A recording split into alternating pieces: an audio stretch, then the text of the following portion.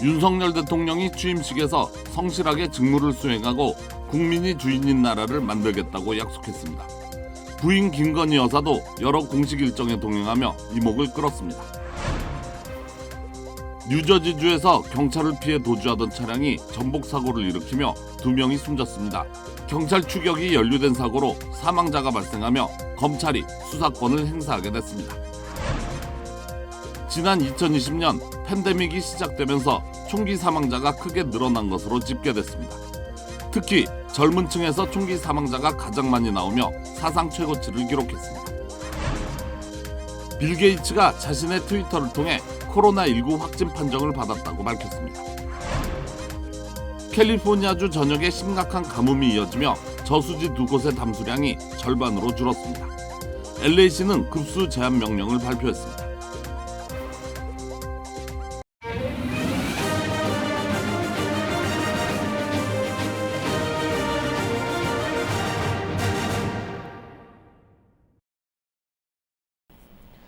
시청자 여러분 안녕하십니까? KBS 아메리카 뉴스입니다. 윤석열 대통령은 취임식에서 성실하게 직무를 수행하고 국민이 주인인 나라를 만들겠다고 약속했습니다. 첫 소식 조태흠 기자가 보도합니다. 다시 대한민국 새로운 국민의 나라. 다짐과도 같은 글귀 앞에서 윤석열 대통령은 손을 들어 선서했습니다. 대통령으로서의 직책을 성실히 수행할 것을 국민 앞에 엄숙히 선서합니다. 군 의장대 경례와 국가 원수에 대한 예우 21발의 예포는 국군 통수권 2양을 공포했습니다. 대통령으로선 처음 4만여 국민 앞에 선 자리, 윤 대통령은 국민과 함께라는 의미를 특히 강조했습니다. 국민이 진정한 주인인 나라, 국제사회에서 책임을 다하고 존경받는 나라를 위대한 국민 여러분과 함께 반드시 만들어 나가겠습니다. 국민과 가까이 소통하겠다며 추진한 집무실 이전, 청와대의 문이 열리는 순간은 생중계로 지켜봤습니다. 청와대의 문이 74년 만에 국민들을 향해 활짝 열렸습니다. 취임식을 마친 윤 대통령은 과거 대통령들이 향하던 세종로 1번지 청와대가 아닌 용산으로 향했습니다. 용산 새 집무실 1호 결재는 한덕수 총리 후보자 임명 동의안, 추경호 경제부총리 등 청문 보고서가 채택된 장관 7명도 임명하며 5년 임기의 직무를 시작했습니다. KBS 뉴스 조태흠입니다. 윤석열 대통령은 걸어서 취임식장에 들어서며 시민들과 주먹 인사를 나누는 등 소통에 공을 들였습니다. 부인 김건희 여사도 여러 공식 일정에 동행했는데 윤 대통령 당선 이후 첫 공개 행보여서 이목을 끌었습니다. 이어서 서재희 기자입니다. 윤석열 대통령 뒤로 한 걸음 물러서 있던 김건희 여사. 주민들의 환호에 연신 고개를 숙였습니다. 첫 공식 일정으로 현충원 참배를 마친 뒤엔 하늘색 넥타이에 맞춰 흰색 정장으로 갈아입었습니다. 국회 정문에서 내린 대통령 부부. 동서 화합을 상징한다는 뜻으로 대구 남자 어린이와 광주 여자 어린이가 대통령 부부를 맞았습니다. 어린이들과 눈높이를 맞춘 윤 대통령 내외는 단상까지 180m를 걸어가며 시민들과 일일이 주먹 인사를 나눴습니다. 처음엔 멀찍이 떨어져 걸어가던 김 여사. 남편의 손짓에 시민들에게 다가섰습니다. 역대 취임식보다 한층 낮아진 단상에 올라서 가장 먼저 문재인 전 대통령과 김정숙 여사에게 다가가 허리 숙여 인사했고, 취임사가 끝난 뒤엔 내외가 흩어져 내빈을 환송했습니다. 이제 용산 주민이 될 대통령 부부가 가장 먼저 어르신들을 만났습니다. 주민들과 밀착해 반가움을 나누는가 하면 아이들하고 좀 사진 한번 찍을까? 손 하트로 마음을 표현하기도 했습니다. 대선 직후 소외계층이나 성장의 그늘에 계신 분들의 문제를 고민할 것이라고 밝혔던 김건희 여사는 당분간 조용한 소통 행보를 이어갈 것으로 전해졌습니다. KBS 뉴스 서재입니다. 청와대가 74년 만에 시민들의 품으로 돌아왔습니다. 개방 첫날에만 3만 명에 이르는 관람객이 찾았다고 합니다. 안다영 기자가 문을 활짝 연 청와대를 다녀왔습니다. 청와대와 경복궁 사이 굳게 닫혔던 철문이 열립니다. 대통령이 드나들던 길을 이제 누구나 자유롭게 오갑니다. 정부 수립 74년 만에 청와대 전역이 일반에 완전히 공개됐습니다. 대통령이 진물을 보던 본관 앞은 관람객들로 인산인해를 이뤘습니다. 지붕이 정말 어떻게 푸른지를 눈으로 확인할 수 있어서 좋습니다. 첫 개방한다는 거 청와대를 그 의미를 제일 많이 두고 싶어요. 녹지원과 어우러져 전통 한옥의 아름다움이 돋보이는 상춘제, 국빈 방문 시 만찬 장소로 이용했던 영빈관, 대통령과 가족이 생활하던 관저까지 건물 내부 개방은 잠정 연기됐지만 영상으로만 접하던 공간에 시민들의 발길이 닿을 수 있게 됐습니다. 되게 뭔가 새롭기도 하고 미지의 세계를 처음 탐방하는 그런 느낌이 조금 있어서 즐겁습니다. 보물로 지정된 통일신라 불상 석조 열애 좌상과 경복궁 후원에 지었던 오은각의 이름을 딴 오은정 등 청와대 경내에 있던 문화유산이 국민품으로 돌아왔습니다. 청와대를 지나 북악산으로 가는 등산로 2곳도 다시 열렸습니다. 1968년 김신조 사건으로 입산이 금지됐다가 이후 일부 구간이 개방됐지만 청와대와 북악산 연결 구간까지 전면 개방된 건 54년 만입니다. 청와대는 오는 22일까지 사전 예약을 통해 하루 최대 3만 9천 명의 관람객을 받습니다. 이 기간에 서울 도심 속 고궁축제인 궁중문화축전도 열려 경복궁과 창덕궁 일대에서 다채로운 문화 행사를 즐길 수 있습니다. KBS 뉴스 안다영입니다. 뉴저지주에서 경찰을 피해 도주하던 차량이 전복 사고를 일으키며 2명이 숨졌습니다. 경찰 추격전이 연루된 사고로 사망자가 발생하며 검찰이 수사권을 행사하게 됐습니다. 제1사 뉴욕 KBTV 김은지 기자가 보도합니다. 뉴저지주 법무부는 오늘 오전 5시경 경찰 추격이 연루된 차량 돌진 사고를 수사하고 있습니다. 도주 중이던 한 현대 차량은 블룸필드 애비뉴에서 동쪽으로 향하던 중 뉴저지 트랜짓 글렌 리치 기차역 근처와 리치우드 애비뉴 초등학교 건너편의 한 공원에서 충돌했습니다. 이 사고로 차량은 큰 화염에 휩싸여 전소됐으며 차량 안에 타고 있던 2명이 사망했습니다. 또 뉴요크로 향하는 주요 도로인 블룸필드 애비뉴는 조사를 위해 일시 폐쇄됐다가 한 차선만 재개됐으며 그 사이를 지나던 버스 노선 또한 서비스가 일시 중단됐다가 브로드와 리버티에서 재개됐습니다. 사건은 경찰의 추격이 연루됐기 때문에 검찰이 직접 수사를 주도하고 있습니다. 검찰은 이 차량이 도주하기 직전 머물렀던 것으로 추정되는 인근 파네라의 주차장에서 증거를 수집하고 있습니다. 사망한 2명의 도주 차량 운전자와 동승객의 신분은 공개되지 않았습니다. 한편 이번 사고가 난 지점은 지난 2018년 11월에도 경찰의 추격을 피해 도주하던 한 차량이 충돌해 2명이 사망한 곳이기도 합니다. KBTV 뉴스 김은지입니다. 지난 2020년 팬데믹이 시작되면서 총기 사망자가 크게 늘어난 것으로 집계됐습니다. 사상 최고치를 기록했는데 특히 젊은 층에서 총기 사망자가 가장 많이 나온 것으로 나타났습니다. 보도에 김경일 기자입니다. 질병통제예방센터 CDC는 오늘 코로나19가 확산되기 시작한 2020년 총기 관련 사망자 보고서를 발표했습니다. 총기 자살과 총기 살인으로 인한 사망자는 모두 43,595명으로 집계됐습니다. 총기 자살은 2만 4천여 건으로 절반 이상을 차지했습니다. 인구 10만 명당 8.1명으로 이는 1919년 7.9명보다 상승한 것입니다. 전문가들은 코로나19로 인한 사회적, 경제적, 심리적 스트레스를 주요 원인으로 꼽았습니다. 가족의 우울증이라든가 불안한 사람들이 있었다든가 직업을 잃어버린다든가 그러면은 스트레스가 지금 몇 배가 되는 거죠. 어떤 점에서는 제일 빠른 방법이 자신을 파괴하거나 남을 파괴하거나 이런 파괴적인 행동으로 나올 수가 있었죠. 총기가 많기 때문에 총기가 있는 집안에서는 자살이 훨씬 더 많습니다.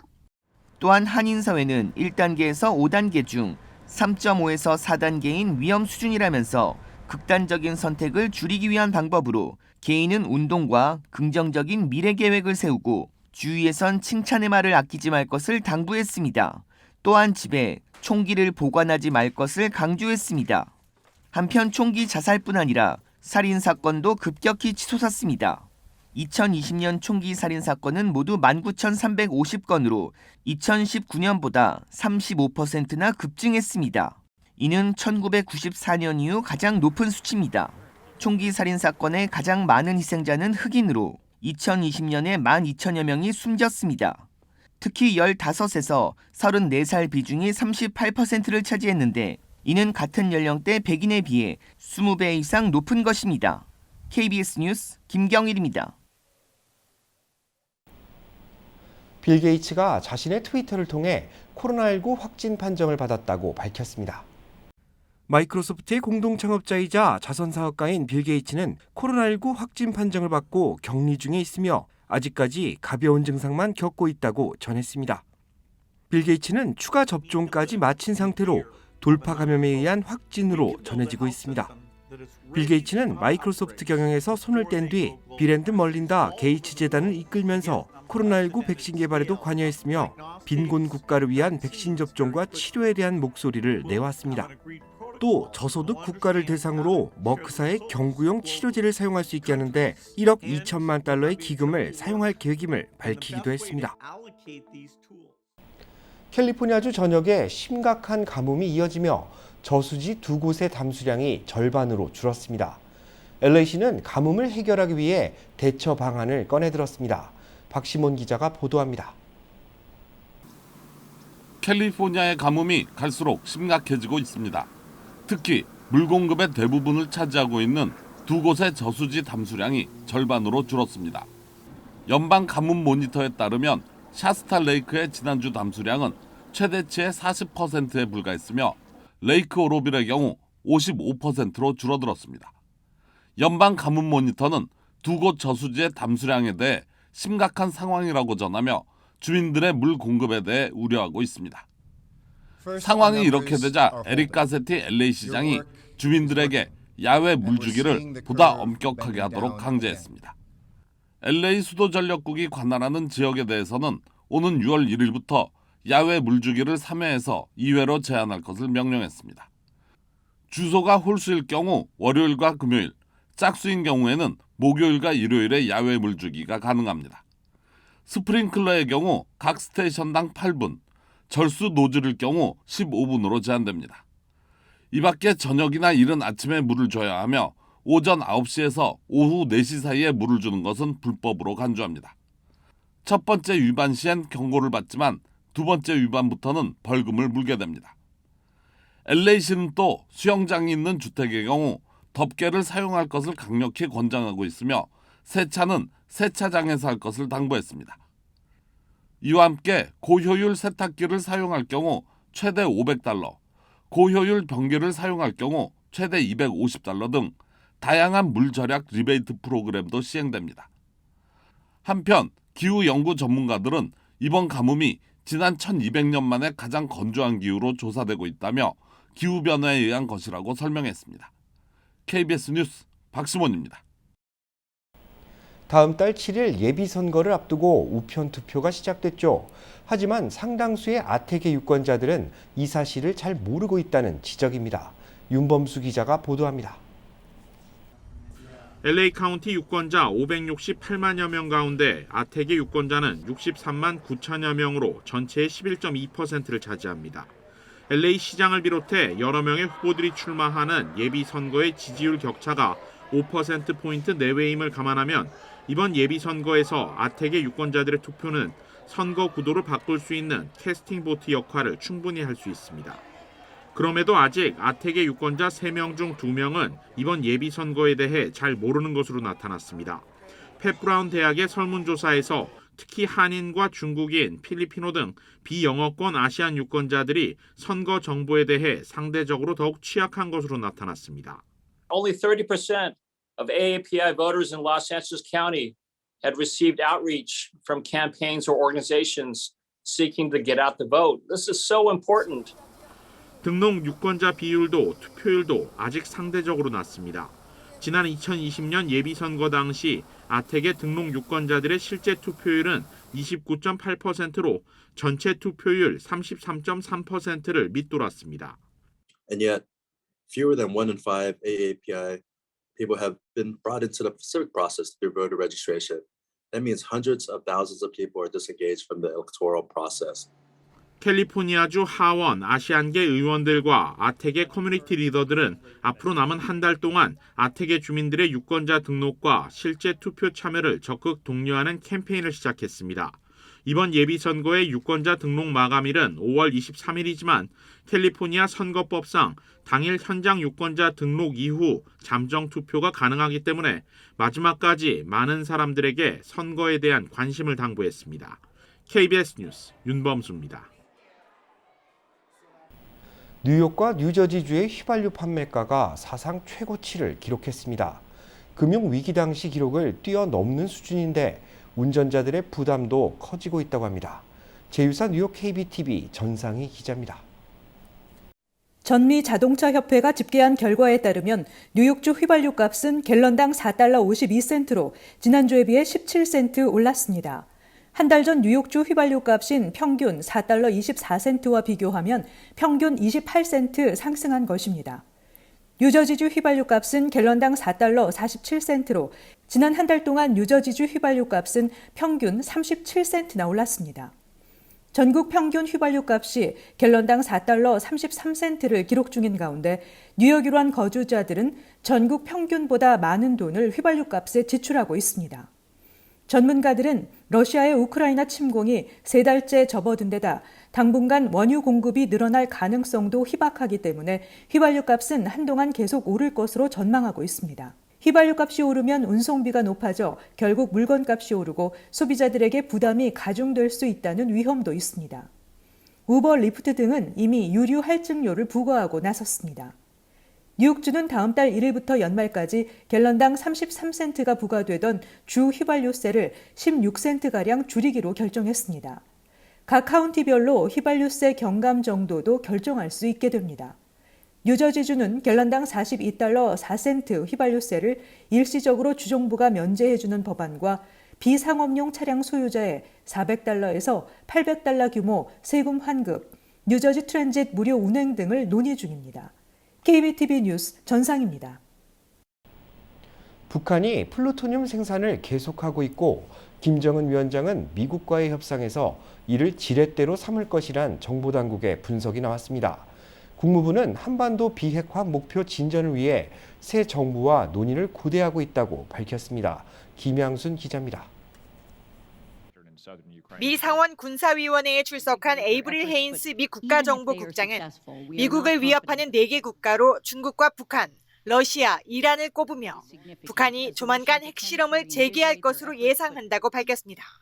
헤인스 국장은 이어 북한이 핵실험에 사용되는 플루토늄 생산을 지속해왔고 이를 우라늄 농축 프로그램으로 확장한 것으로 보인다고 평가했습니다.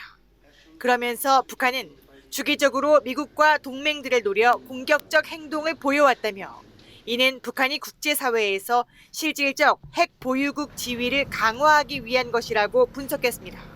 Kim Jong-un continues to steadily expand and enhance Pyongyang's nuclear and conventional capabilities, targeting the United States and its allies to reshape the regional security environment in his favor and to reinforce its status quo as a de facto nuclear power.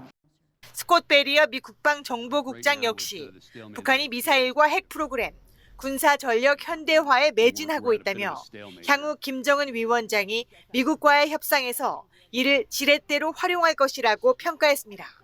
미 국무부는 이에 대해 한반도의 완전한 비핵화라는 공동 목표를 두고 한국과 미국이 긴밀히 조율해온 만큼 새 정부와 진전을 이루길 고대한다고 밝혔습니다. We look forward to the opportunities ahead over the phone, in person, including when the president travels to the ROK in just a matter of days to continue these discussions with the new ROK administration on how we can advance and promote that goal.